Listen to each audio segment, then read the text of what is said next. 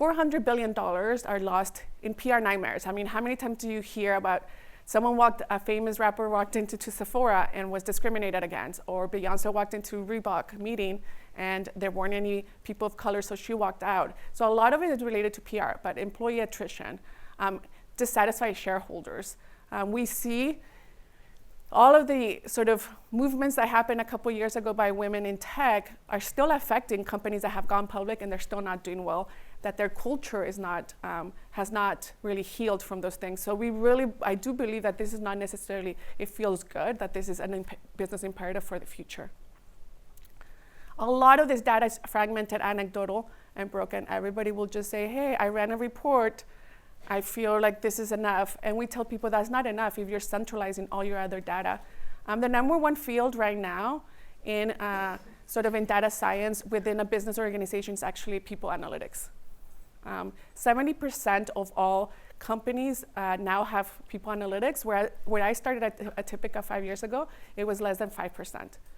So they're looking at how people are being paid, what the benefits are, the engagement, how they're being hired, who's being hired. So people analytics is something that is very, very profitable and now is being used. That being said, who's building these tools? And so we have to ask ourselves that. And with Atipica, that's what we're aiming to do. I also believe that the future of the workforce is not just on race and gender or any other, or age. It is a non-binary workforce. How are we adapting to how people identify themselves or don't identify themselves?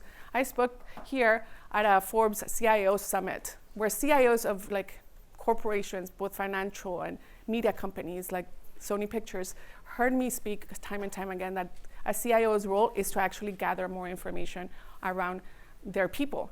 The CIO's role 10 years ago was probably about information and IT, but in the future it may be around what information and what data you're gathering for your own workforce. The market is quite big. This didn't go.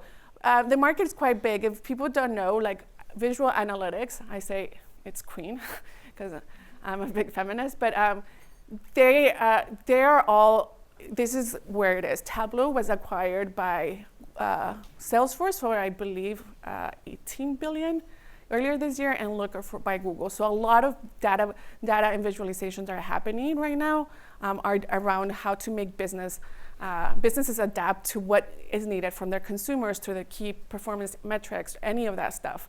For me, I just focus on people.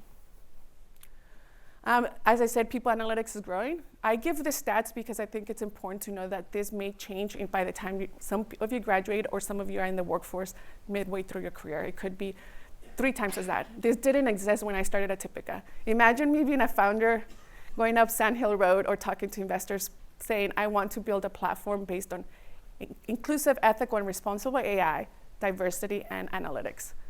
This was 5 years ago. They thought, we don't get what you're building. But those are the things that we have to adapt really quickly, and we have to be part of the conversation, especially women of color.